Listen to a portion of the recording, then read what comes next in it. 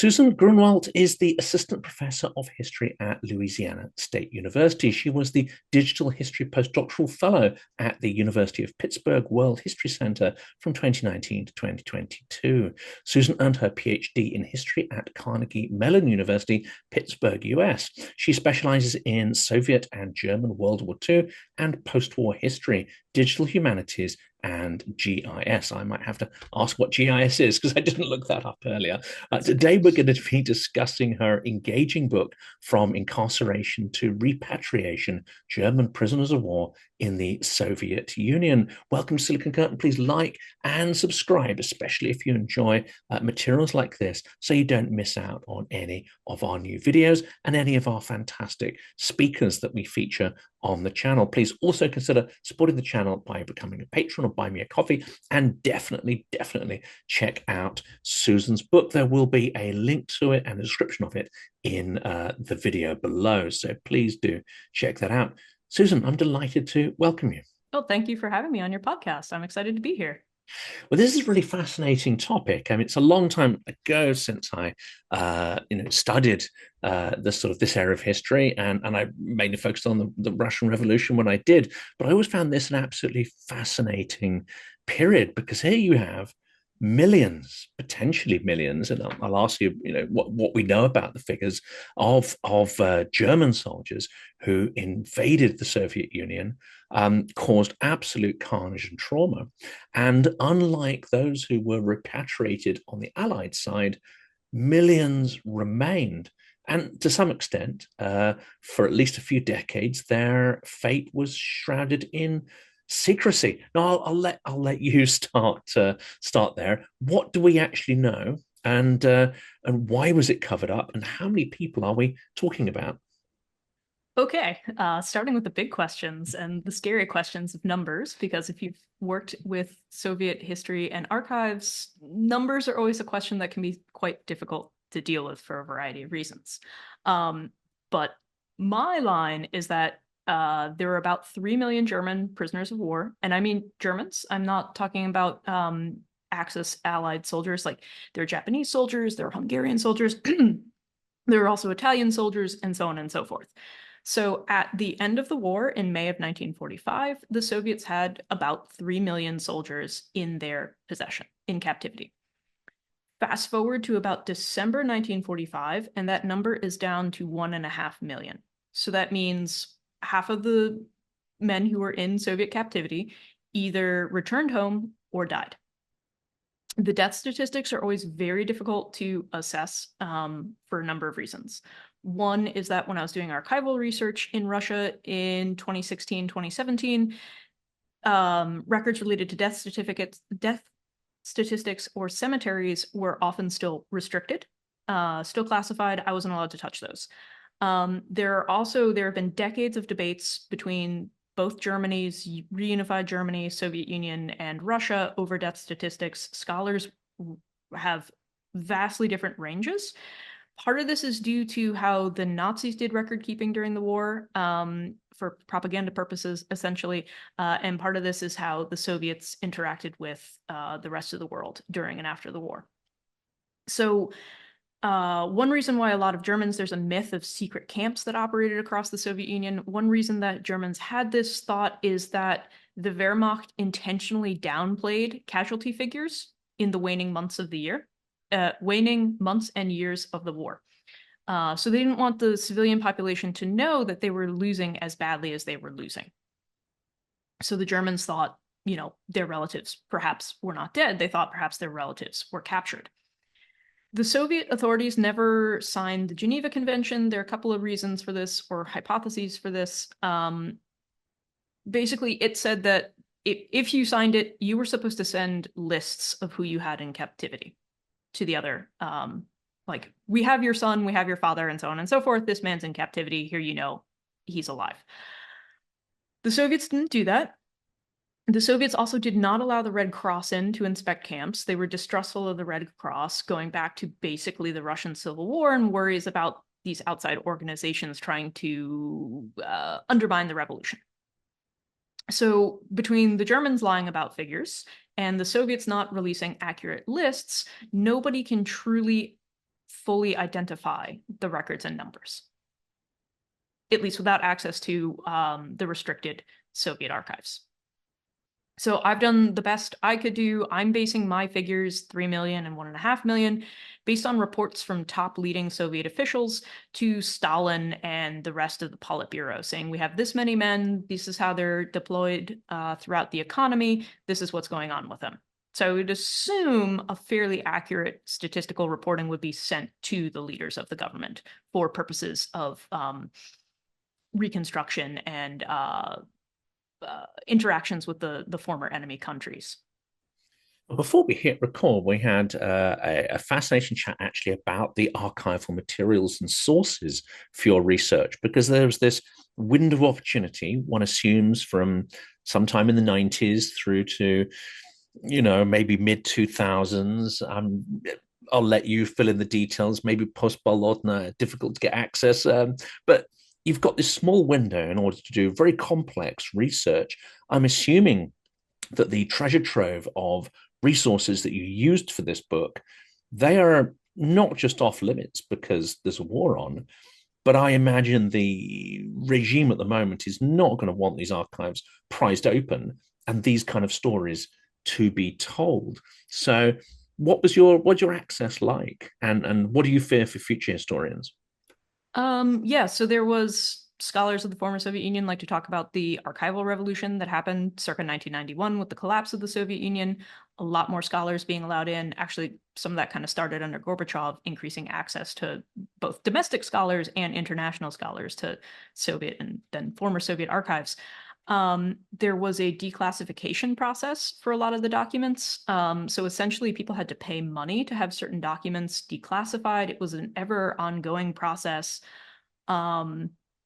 There was one initial work, it's still the seminal work on mostly Austrian prisoners of war, but an Austrian historian by the name of Stefan Karner wrote the first book using former Soviet archival sources based in Moscow for his work on the former Wehrmacht prisoners. That was in the 90s. A few more researchers, mostly domestic Russian ones, have tackled the topic. And I was looking at documents over the course of 2016, 2017, and there were some that had been recently declassified, kind of like 2012, 2014 were the most recent ones I had seen. The way that the Soviet archives worked there, every time you access a file, you had to write down the date that you looked at the file, who you were, what the purpose of looking at the file was. And there were some that I got declassified 2012, 2014, and I was the first person to look at them, provided the person followed the format and wrote down their names in the forms. But I was the first person to look at them since the 1980s, and there was some sort of KGB official looking at documents. I just remember being struck by that one day. Miraculously, the records that I was looking at were held at the Russian State Military Archive, which is in Moscow, Moscow proper. Russia actually has 2 military archives. So all of the military archival information up to 1941 is held at the older Russian State Military Archive. Everything World War II really to present is at the military archive that's operated by the Ministry of Defense. So foreign researchers rarely to never get access to that archive. My only hunch is that my documents were at this older archive because the organization that looked at administered to the prisoners of war was created in 1939. So that's the only hunch, that like all the archival sources were held together because it was started in 39. So they kept the documents 39 to 56 and onwards. I don't necessarily think that this topic is one that would upset Russians for research. I mean, there are delicate affairs. We're talking about former enemies, men who were held in captivity for a long time. Some people will have the argument, right, that it was unjust for them to be held for so long and so forth. The arguments I was making about why they were held and why they were held for so long are not arguments that seem to have upset anybody from Russia. They're like, yes, it is evident that we held them for so long. They destroyed our country. They killed millions of our citizens. Of course they should have participated in post-war reconstruction. That is some sort of recompense for the war. Many of them were indeed horrible Nazis. There were men who committed atrocities. It's not unfathomable that you would have these men incarcerated and to make them perform some sort of penance for the war. So the conclusions I found were not ones that upset contemporary Russians.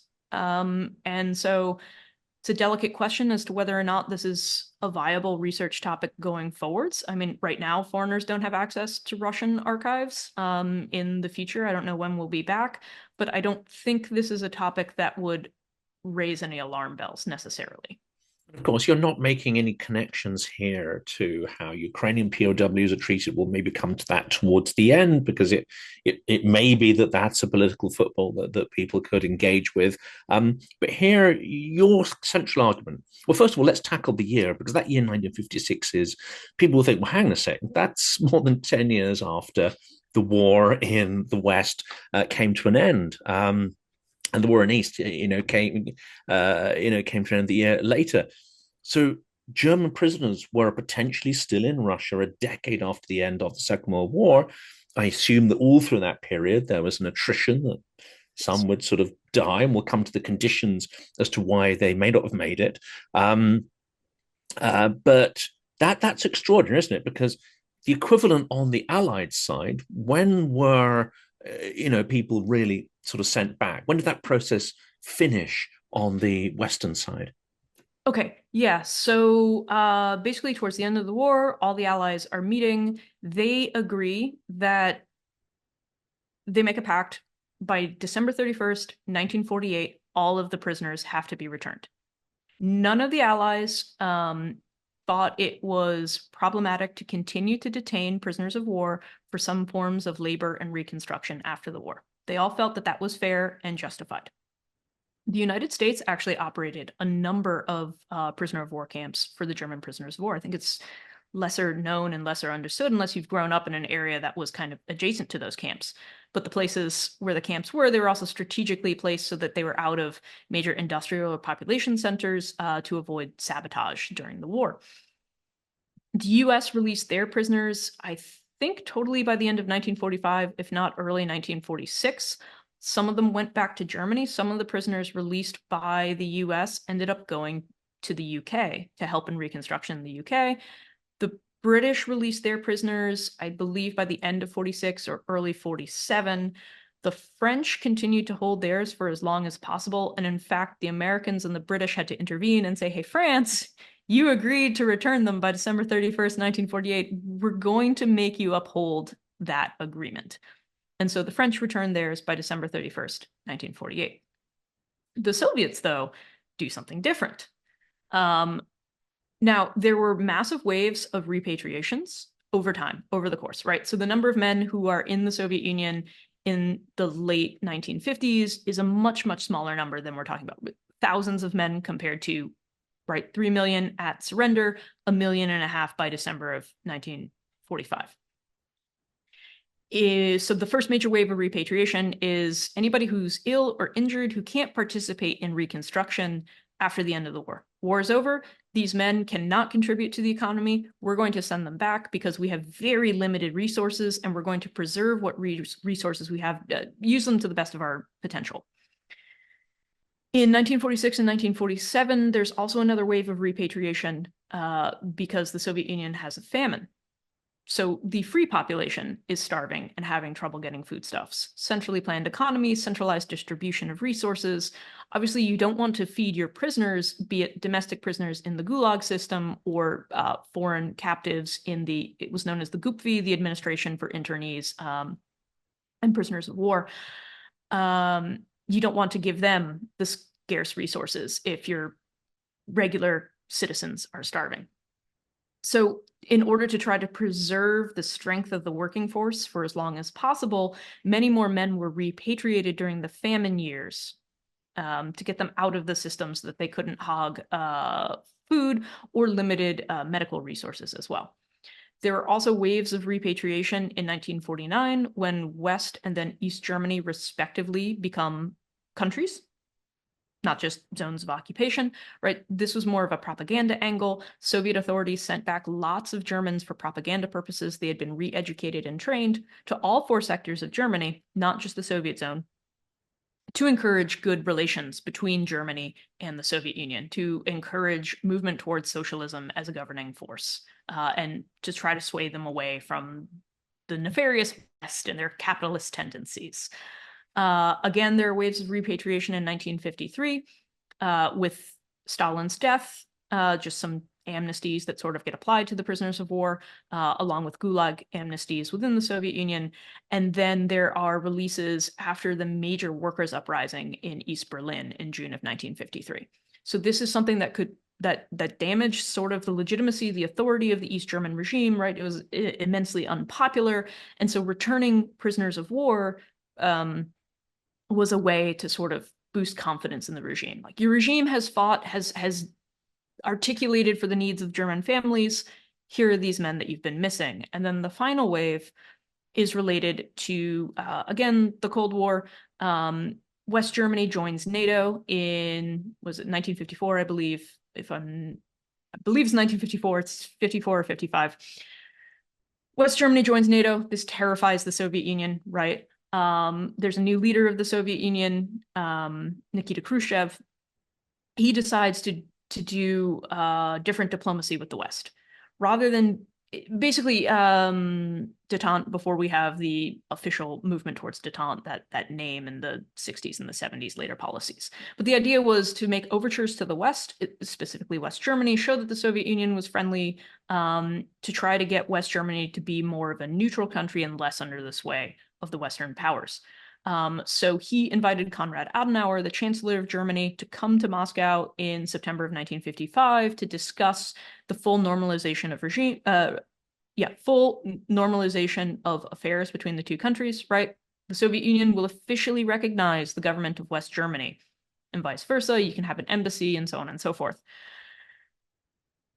Adenauer went over there, and one of the conditions, one of his ultimate points was, I will not allow us to have full diplomatic affairs unless you, like, this is conditional upon you releasing the last of the men.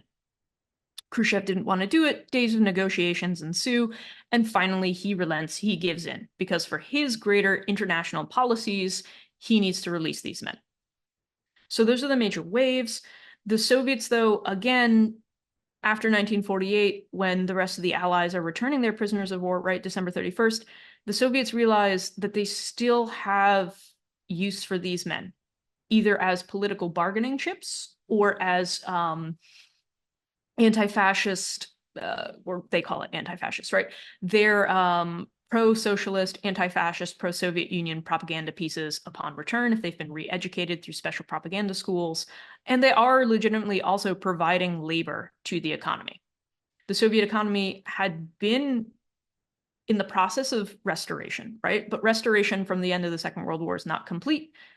So any and every able-bodied male, right? Because so many of the men of that age group were killed in the Soviet Union during the war, anybody of that age group is still useful for Reconstruction. Especially if they have, particular skills. We'll come to the number of labor camps and where they're cited, because that's very strong, correlating evidence with your argument about it being not a punitive measure, but really ultimately economic measure to hold these people. But let's touch on this idea of the sort of conditioning. If one's going to be harsh, one could call it sort of brainwashing, but here we're calling it re-education programs, but essentially to try to inoculate or indoctrinate the POWs with communist ideologies. So whether they turn back to the East or the West, those are people who are going to essentially be some kind of voice or asset for the Soviet Union in any sort of future influence, as it were. What do we know about these programs and the impact it had? Was it successful in indoctrinating a certain number of people? Because, of course, by the 70s and 80s, even ethnic Russians weren't really buying most of this stuff. Well, this is one of the questions I hate the most, so thank you for asking. It's one of the ones that is very difficult, if impossible, to truly ascertain. So, indoctrination, re-education. One thing is that these men are all in a prison camp system. So you're either performing hard labor, or you can go to re-education anti-fascist re-education school. No, every prisoner was exposed to some sort of re-education, right? So leisure activities, which we may or may not consider to be truly leisure activities, but leisure activities in the camps also have to have some sort of re-education angle to them. So you're watching newsreels, you're reading poetry, right? You're going to be reading socialist realist literature. You're going to be reading the classics. You're going to be reading the speeches of Stalin from newspapers and so on and so forth. Certain men, though, were allowed to go to anti-fascist schools. So you would go to training camps that would last hours a day for weeks or months at a time. So being in the classroom, being exposed to Marxist-Leninist education or re-education is preferable to working in a coal mine, for example. So looking at the accounts of former prisoners of war in their memoirs, there are disparities in terms of whether or not they might have truly believed in some of this re-education. Some of them say, I came in as a Hitlerite. I didn't know anything different. I went to re-education. I saw that the Soviet Union was not this horrible place that the Nazi propaganda had claimed it was, right? I wasn't summarily executed. I was taken to a camp. It wasn't like I was living in a resort, but I had shelter, I had clothing, I had some rations. They weren't the best rations, but I was fed. I could see that they were trying to care for me. I realized that socialism wasn't terrible, and in fact, I liked some of the ideas of socialism, and I'm going to now be a socialist. There are other soldiers who tell in their memoirs that it was basically self-preservation. I realized that if I went to school and I tried hard at school and I parroted back whatever they wanted me to parrot back to them, I was having better conditions, I wasn't performing forced labor, and I could see that this might be my ticket to early release, because they would notice that certain prisoners of war, after they went to re-education, would sort of like disappear. They wouldn't return to the camps. They'd go home. If you've been in captivity for 3, 4, 5, 6 years and this is your ticket out, I would believe that a lot of them would say certain things that they were expected to say to leave. In the Eastern Zone, it's easier to track what happened to these men because the Soviet authorities and the East German authorities, they would place them in certain, not quite industries, but positions throughout society, right? You're going to work for the police force. Once the military is restarted in East Germany, you're going to work for the military, governing organizations, school teachers, unions, that sort of thing. They had anti-fascist re-education. They were taught to be agitators and propagandists, and then they were sent to certain sectors. The idea was also to send men to the equivalent sectors throughout the other 3 occupation zones, but it's impossible to track what happened to those men, whether or not they actually got those jobs, and whether or not they continued to be ardent socialists. The one person who's the easiest to track in this kind of re-education sphere is Paulus, the former general at Stalingrad. He went into captivity. In captivity, he became an ardent socialist. He actually, various administrators in the camp system, they said, oh, Paulus is actually committed. He's an anti-fascist. He's a true socialist. He's from the former West Germany. He is entitled to return to the former West Germany. He does not want to go there. He wants to go to East Germany. He wants to build East German socialism. We think he should be released. And Stalin, for a variety of reasons, blocks his release. And he's only, despite the fact that the advisors are saying, this would be a huge propaganda boon for us, right? Former general, one of the most famous battles. He's now an ardent socialist. This is great. This is a victory for us. Stalin blocks his release, but once Stalin dies, Paulus is eventually released. He goes to the East. He works as a committed socialist in the East and to build the East German socialist regime and Soviet socialist and German socialist friendship. That's an extraordinary story. Now I'm intrigued to sort of look more deeply into that, because that's, yeah, I don't know if a film's made of that, but that just sounds like an extraordinary kind of thing. Let's get a sense of the scale of these camps, because you've written that there were many, many thousands of them. Yeah. It'd be interesting to get a sense of, are they all different sizes? Are they, what's the general setup? Are they all sort of wooden built? Does it, the Great Escape kind of impression with the little watchtowers and stuff? Is it like that, or is it different? But also, I think strategically, you've noted here that many of them are actually sited near mines, uh, and various other places which have an economic significance. So they're not sited away from population areas. They're not put in the middle of nowhere to get people out of the way and forget about them. They are literally integrated into some of the most important nodes of the extraction economy, as well as the transportation system. Yeah, so the answer to your question is there's no easy answer to your question. The camps had a variety of different compositions, sizes, and whatnot. So let's just start with the number of camps. Miraculously, there was a joint German-Russian team that went into the Russian State Military Archive and produced an encyclopedia of camps. So I use that as my main data set for this portion of research. That data set identified about 4,000 unique camps and branches and things like that, right? So between 1941 and 1956, over 4,000 camps operated as forced labor camps for German prisoners of war.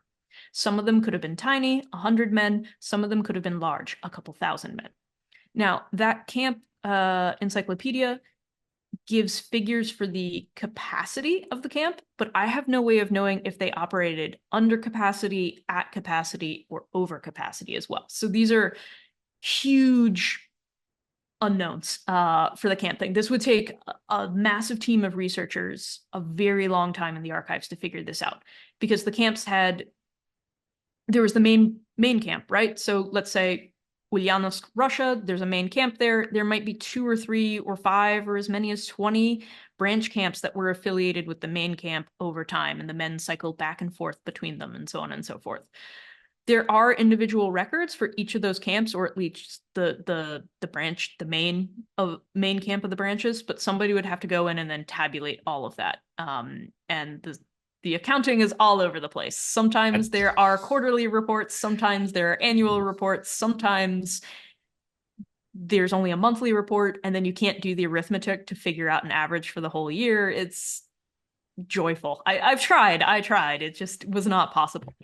You need a very large grant and a lot of people to yes. to support. Hello, funders. If you would like to give me some money to do this, the other challenge, we could do. Yes, huge project. They'll last for decades. Is there a risk in some of these figures of numbers being inflated by local bureaucrats to get more budget, to make themselves look better than they actually are? I mean, we know that goes on in the current Russian military, and it's actually a really big problem for military effectiveness. Is this the kind of stuff that was going on then as well? Falsification? There's definitely falsification. So the prisoner of war camp system is modeled heavily on the Gulag camp system. Sort of the people who created and administered the Gulag then get transferred over to this parallel organization. So they take their decade of experience. The Gulag is known to have lots of falsification when it comes to sort of productivity and also mortality statistics, right? Because it's bad. The Soviet government doesn't want the prisoners to die necessarily. They want them to be working. They want them to be producing and contributing to the construction of socialism, however you want to interpret that. It's bad if too many men die in the camps. And so they come up with all these ways to sort of hide deaths. If you are on a train between Camp A and Camp B, you weren't in Camp A, so you're not a death statistic for Camp A, and you weren't in Camp B, so you're not a death statistic there. So that sort of erases that death. There was also, this is essentially what the Soviet authorities did with the massive waves of releases as well, at the end of the war and then coinciding with the famine. If people are sick, you grant them amnesty and early release. So again, you release them basically to die, but they've been pardoned, they've been released, they're not a death statistic for the camp system. So there's falsification that way. But there's not really a falsification or an inflation of numbers, because labor is so scarce, workers are so scarce, that various commissariats and local industries are fighting, they're pleading, they're begging the camp system for workers. When you were saying that, again, the question of the geography, where are the camps, what do the camps look like? We have, the Great Escape style camps, right? There are physical camps with barracks and walls and guards and so on and so forth. Other times, though, prisoners are sent on loan to local industries. So there are agreements between a textile factory and the local camp administration, and it says, hey, you're too far for these men to commute each day, or we don't want to deal with the commuting. We don't want to deal with feeding them. You have to find housing for them in the barracks, and you have to provide their rations. There is, it's not something I've been able to verify, but Moscow State University, the main building of it is one of Stalin's infamous neo-Gothic Seven Sisters skyscrapers. It's incidentally the second tallest academic building in the world. The former institution where I used to work, the University of Pittsburgh, Cathedral of Learning, is still #1. Go Pitt. Hail to Pitt. Moscow State University, it's being built after the war. The German prisoners of war are allegedly involved in the construction of this building. Allegedly, they lived in the building while they were constructing it. So as the floors went up, they stayed in the floors and continued to build the building up. No, I heard these stories back. So it's not a camp the way that we think of as a camp where it's a zone and you're excluded and you're not interacting. There's even a story I heard there, but this might just be completely made up, that some of the Germans built a hand glider and managed to fly away. But that sounds completely preposterous. But I hadn't heard that one. I'm sure there were escape attempts as well from the camps. I haven't really come across records of escape attempts. What I've been able to suss out from memoirs is that in many ways, authorities were not quite as worried about escape because you're in the middle of central Russia, let's say, or Kazakhstan, or I don't know, Lithuania, right? You're deep in Soviet-controlled territory. There's nowhere for you to go. They're actually trusted with trucks. They're trusted. Some of the men who went to re-education camps, they're like, here's a train ticket. Get on the train, get off at this city. Somebody in that city is going to pick you up, or you're just going to walk from the train station to the camp. You'll figure it out. Right? These men were trusted to travel. These men were trusted with technology like trucks and cars to get jobs done because you have a tank of gas. You can only get so far with that. There's not a gas station the way that we think of regular roads and infrastructure. You could only go so far and then you're stuck in the middle of the wilderness. And you can't buy groceries, you can't buy train tickets without required documentation, ration cards. So in a way, Exactly. you're not going to survive, even if you got away. And this brings me to the I won't call it the bombshell one, but that's the sort of what I saw in Vorkuta, which is where, that's where you got to go. That's very exciting. Yeah. Yes. And of course, people had stories. Now they'd say, "Well, this building, this is the Czechs, the convicts from the 30s built this, and this is the ones which the Germans built." And there was usually quite a lot of pride. People were like, "I'm in a German built one," because they didn't fall down. And then there's the ones in the 60s and 70s where you start to see. I mean, if you're going to be charitable, poor quality materials and management starting to come in. If you're going to be uncharitable, you might assume that many of the workers probably inebriated when they put those buildings up. Possibly. But yeah, you didn't have the walls, you didn't have the barbed wire, because where are you going to go? Someone like Vorkuta, it's above the Arctic Circle. There's no road. You can't go by road from Moscow to Vorkuta because there is none. So there's nowhere to escape to and survive. Even if you're on, as many of the camps were, central rail hubs, again, you're going to get on the train. If you don't have the right documents, you don't speak Russian, you don't have the right accent, it's going to be easy for you to be picked up. So there were not quite the same fears of escape the same way. They're so deep in Soviet-held territory. You mentioned the logistical challenge. So this is economic reasons largely, not punitive, to keep the majority of people that long back in the Soviet Union. But if you're going to have to house them and feed them, and then the cost of transporting them back to Germany, these are all immense costs. You're going to want to make sure you actually get some economic benefit out of that labor. Was there a concerted attempt to keep those with special skills in, say, construction and so on, those who are healthy and fit? And is there an accounting process to say, okay, at this point, these resources are no longer beneficial.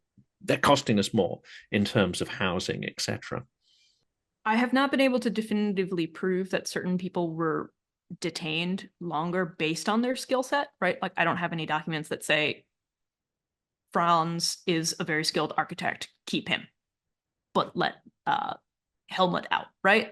Nothing like that. But there were directives from Stalin himself and other top officials to use prisoners of war based on their skill sets.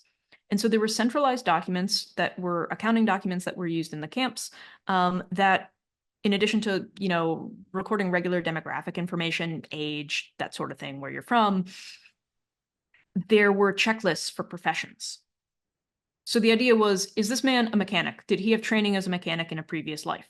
We don't have enough skilled mechanics in the Soviet Union.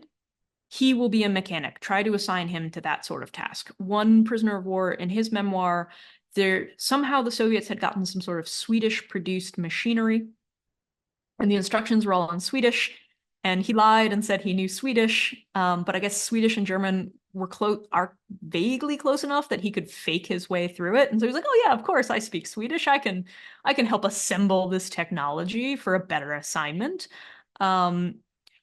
Yeah, so did you have skills? The aviation industry was one that heavily utilized Germans if they had skills in aviation.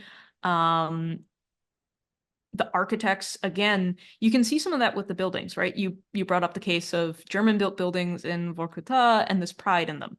This is a story that is, I mean, with people I've talked to across the former Soviet Union, it's the same story. It doesn't matter what city you're in.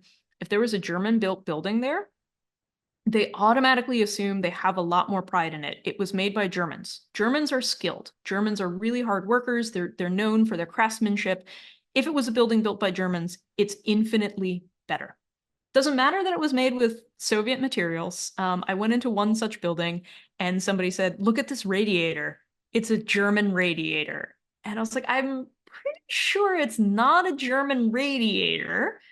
I'm fairly certain this radiator was manufactured in the Soviet Union using the Soviet manufacturing techniques, but okay, yes, your German radiator it's original, so it's better. There were actually German, like if they were building buildings, and you can see this in Ulyanovsk, you might see it in other buildings as well, other cities as well. The buildings built by Germans will have certain German architectural little flares to them. So the Germans in Ulyanovsk, it's Lenin's hometown. It's home to an automotive factory. The Germans helped build parts of the automotive factory. They built a lot of the civilian housing for the factory. So they're not in the standard Soviet socialist Stalin style two-story drab rectangular concrete block. I mean, yes, they are rectangular concrete blocks. They're 2 stories, but some of them will have balconies. Some of them will have like a more German style roof line. So the Germans were given a little bit of leeway while they were constructing things. I think if they had experience as a German who knew how to construct a roof or how to construct a window archway, things like that, they were allowed to use their expertise to modify what they were producing. So that also reinforces, the local pride in the buildings and this idea that it's German and it's different and it's better. It's extraordinary, isn't it, given the context? The flip side, and you've sort of mentioned this earlier, we know that in the 1930s, Soviet prisoners, say not just ethnic Russians, but all those ethnicities from across the Soviet Union, I mean, the mortality rate was extraordinary in the 30s during the Great Terror and the Gulag system. So if we're talking about high mortality rates for Germans, is that just a feature of the system that is carried over? Or are the conditions for Germans intentionally harsher to add a punitive element? So the evidence that I've been able to find is actually the opposite. So the worst years for Gulag mortality are in the early, any years where there is a massive influx of incarceration. So basically the system gets flooded with inmates. They don't have the resources to care for them. Like in parts of the terror, or in 1946 after the war, where there's a huge crackdown of Soviet repression in the war, after the war, excuse me. And then the worst years for Gulag mortality are the early years of the war. Again, because of really bad conditions, chaos, disruption on the home front, lack of food, lack of medicine, and so on and so forth. I cannot give an accurate mortality statistic for the Germans because I have not been allowed to access any sort of mortality-related figures. However, I have a hunch that the statistics are better for the Germans than it was for the domestic Soviet population. if Soviet authorities wanted to summarily execute them, they could have easily done so. It doesn't seem that they're trying to do that. Again, directives from Stalin say, don't make the prisoners work outside in negative 20-degree weather without jackets and shoes. If you don't have jackets and shoes, there's a document that explicitly says this. If they don't have jackets and shoes, don't put them in the cold. If they need to have access to technology to do their jobs, right? Don't make them dig coal by hand, like meaning literally by hand, without pickaxes, without shovels, that sort of thing. I think also there's certainly an air of punishment to this, right? If you're incarcerated for being an enemy during the war and after the war, there's punishment there, but it's not punishment purely for punishment's sake.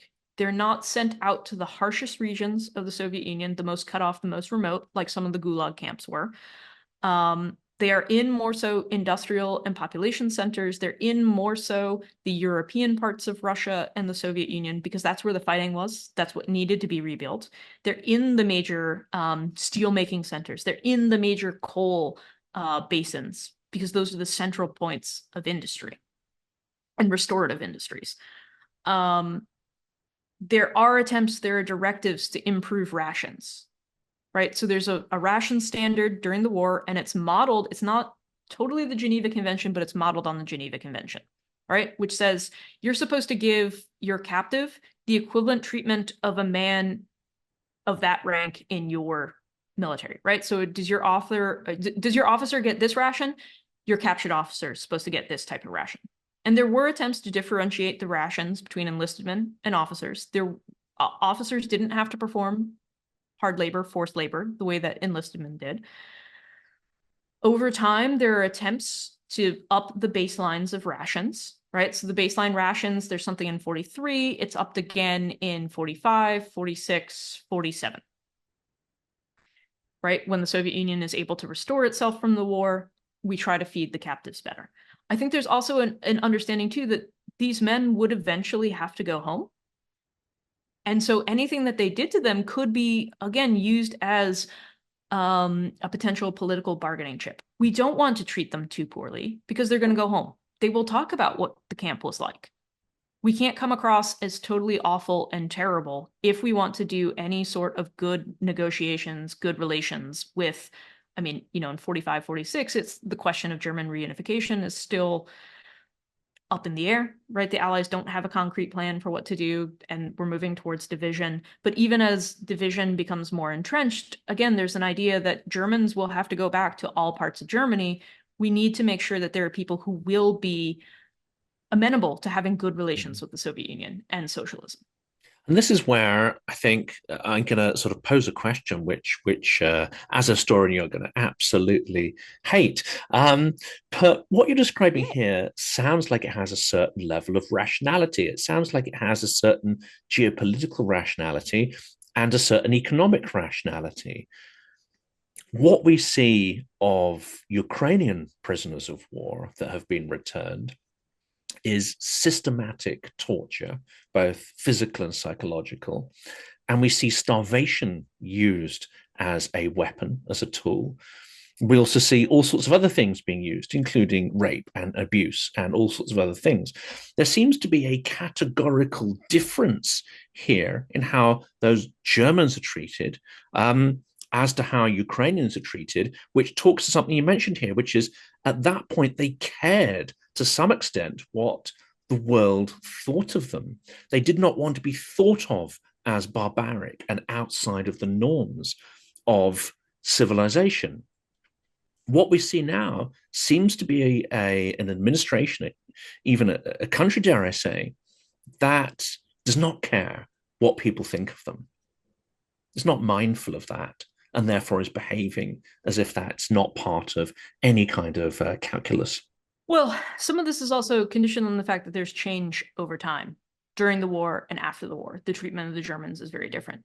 During the war, there's a massive anti-German hate propaganda campaign enacted by the Soviets, right? It's a famous poem, like, where the refrain of the poem is like, kill a German, kill him, I'm butchering the language of it. I never did well when I had to memorize poetry and recite it. Rote memorization like that is not my good skill set. But yeah, there were lots of instances of this, right? Where the word German is synonymous with evil and bad. All of the powers involved in World War II, right? Even the US did this, right? We dehumanized the enemy to make it easier to sort of stomach the atrocities and bad parts of war, right? So the Soviets dehumanized the Germans. German was synonymous with Nazi and fascist and evil. As the war, though, is starting to draw to a close, Soviet officials crack down on this. There's suddenly not anti-German propaganda. It's anti-Nazi, it's anti-fascist, it's anti-Hitler. Because they understand that after the war, right, there's going to be a new regime in Germany.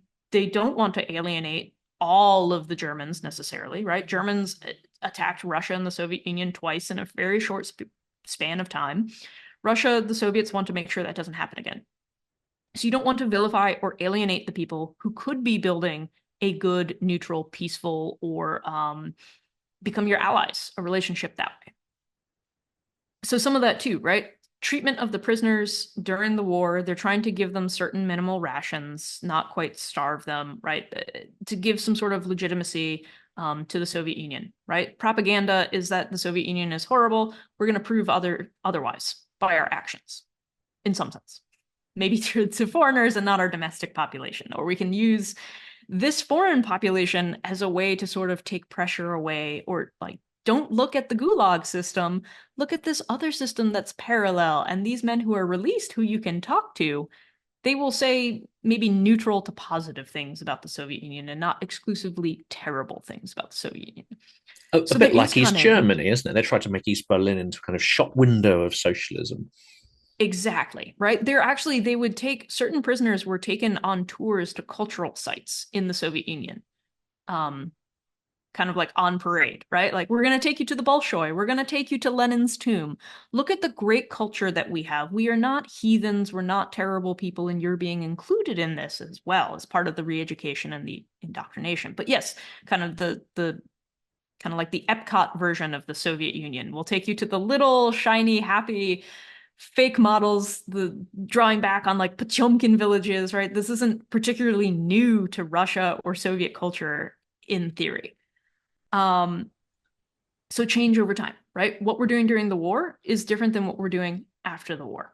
We recognize that these men are going to have to go back, and for our future, both for our political future, our international affairs, but also the necessities of reconstruction on the ground. This is why we have to treat these men in this way.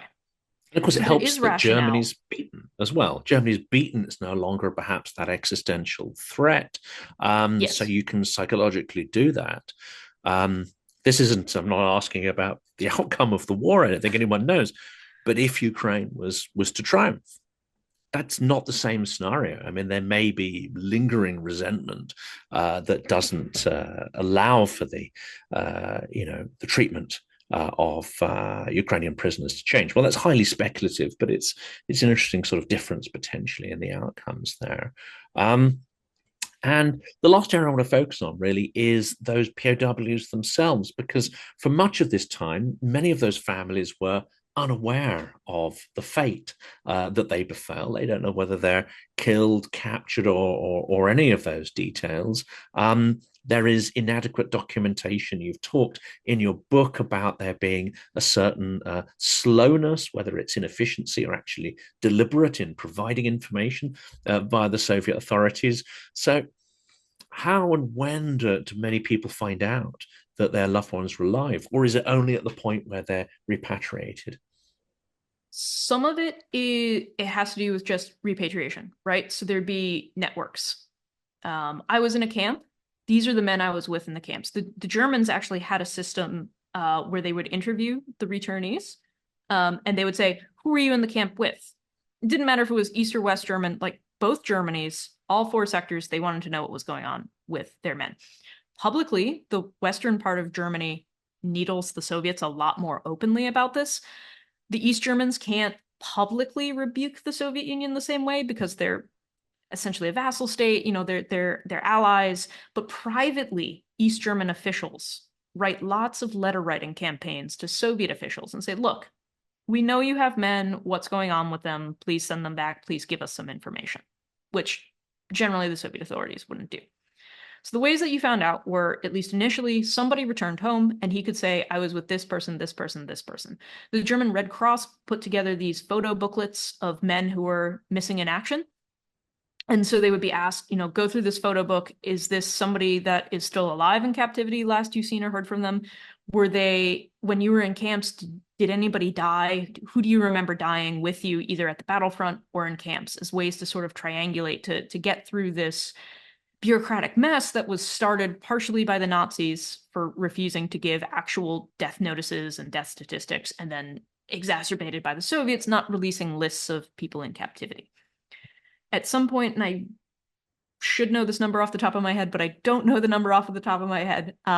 But in 1 year, Soviet officials eventually relent and they say, oh, now you can send Red Cross postcards to your loved ones.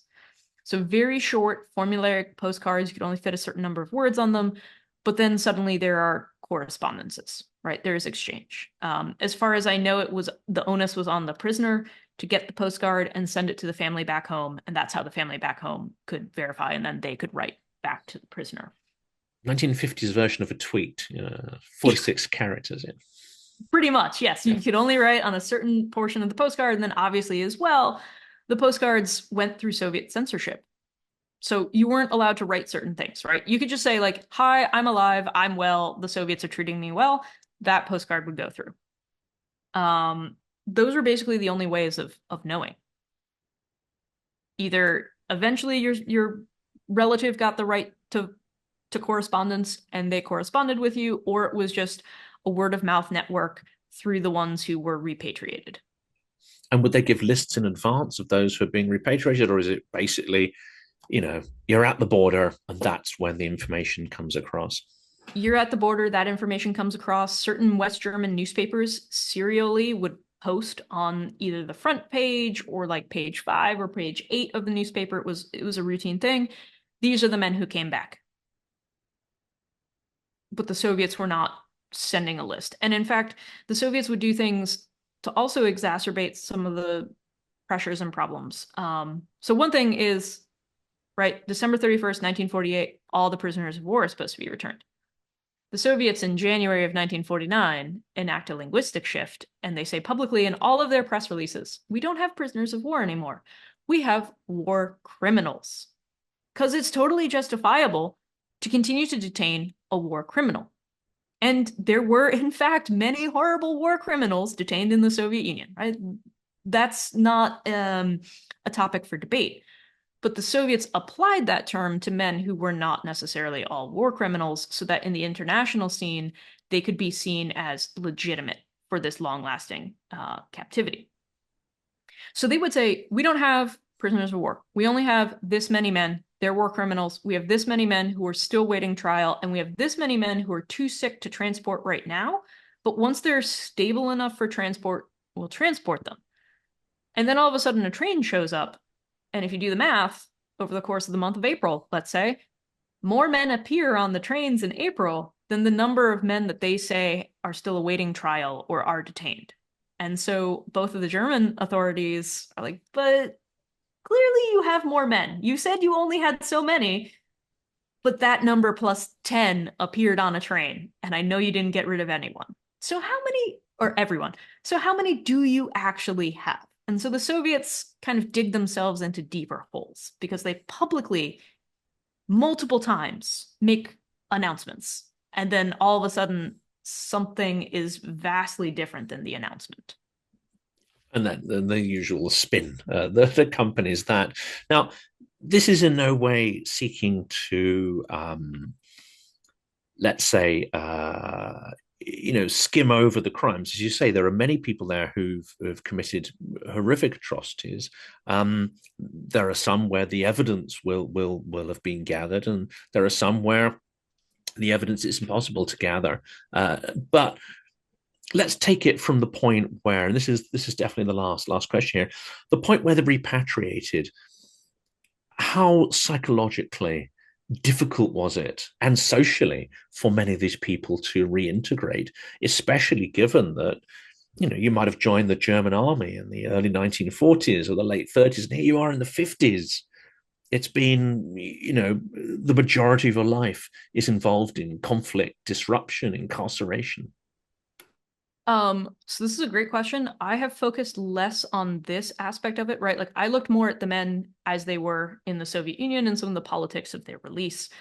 I didn't focus on a lot about their lives in East or West Germany, partially because there's a brilliant book written in English already about it called Homecomings by Frank Bies.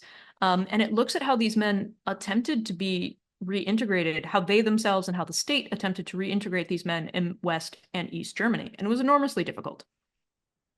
So socially, I mean, you had men who were in captivity for a long time, cut off from their families, and sent back to a home country 10 years later. Completely different than what they left. A lot of men obviously suffered from PTSD from both the war and captivity and often didn't talk about these things. So in my research, I've come across this trope of Siberian captivity, and it's not so much in the book, but I've published another offshoot article about it. And if you speak to contemporary Germans, like I'll just be in Germany, I'll be doing research, and I say, this is my research topic, and they say, oh, brilliant, my great-grandfather was in a camp in the Soviet Union, or my great-uncle, or something like that, right? They have deep connections to this. And I say, oh, where was he? And they always say Siberia. So Siberia was just used as this word to encompass everything. Everybody knows it's cold, everybody knows it's remote, everybody knows it's harsh. It has a connotation already of immense suffering. So if you are unable to talk about the horrible conditions that you lived through in Soviet captivity, you could just say, I was in Siberia, and that will convey the message without you having to go into details or relive anything that might be traumatic for you. This actually is so deeply ingrained in German culture. There's this famous movie that I keep thinking is a very recent movie, and now it's about 20 years old. It's called The Miracle of Bern. So it's about the 1954 World Cup and the Germans eventually winning the World Cup. But one of the plot of the movie is that there is a late returnee who comes home, and he meets the son who was not born when he was, like, his wife was pregnant when he went off to war. So he never met the son. This guy comes back completely unable to reintegrate into society, and sort of stories about him like getting on with his family and things like that. But the movie just says, oh, he's the late returnee. He's coming back from Siberia. So even in the early 2000s, in contemporary German culture, this is the mindset. Suffering, punishment, Siberia. And so, I mean, this is a topic for another discussion entirely, but that does something, doesn't it? That creates a fear, of generational fear of Russia, which may, in some part, suggest why various policies, one could call almost energy appeasement and so on, might have come about. It's this ingrained terror and fear of that trauma. Now, your book is, I think it says on the cover, is the first major academic work actually written on this subject. But it's such a huge subject. Do you have any theories as to why there isn't a plethora of books? Is it to do with the archives being closed, or is there something more taboo about this topic until recently? I will qualify this statement as the first in English that uses German and Russian archival sources, right? So there are works, there are tons of works already written, academic works in German, because obviously the Germans cared about what happened to their relatives. And until the archive revolution, the Soviet archival revolution, they did what they could with the sources that they had. And then a few works were written again after archival access was granted. But I'm the first person who really looks at least in English and probably also German. There are a couple of works in Russian that attempt to situate the prisoner of war system in the broader context of Soviet forced labor. I just come at this in a very multi-methodological, I'm looking at it from history of memory. I'm looking at it from history of World War II. I'm looking at it from the history of the Gulag, and so on and so forth. So I'm the first person to combine these various different things that were all creating the lived realities for the prisoners of war and all informing the rationale that the Soviet government had at the time. We might not agree with the rationale, right? A lot of us don't agree with the rationale, but they were operating with a certain series of variables. And these are the calculations that they made, very cruel calculations, very ruthless calculations. But these were the calculations that they made based on their experiences with forced labor and prison camps and the on-the-ground realities of wartime and post-war Soviet Union. If we want to restore, this is what we need to do. If we want, this is what we need to do for our path forwards in international relations in Europe and the growing global Cold War, and so on and so forth.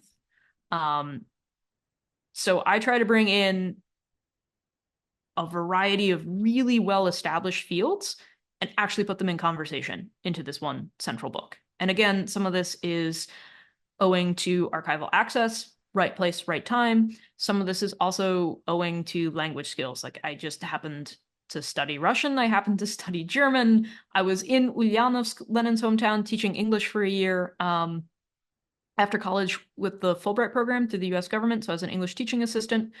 And one of the university buildings that I had to go to wasn't at the main campus. It was in the center of the city, and it was in a building built by the Germans. So I went there to hand in my migration paperwork, and a woman asked me, what do you think of the building? And, you know, this conversation again, it's German built, it's better, and so on and so forth. And so that's what led me down this research topic. And I realized it was understudied, at least in English language, and I had the ability to read the Russian sources. I had the ability to read the German sources and put them all together.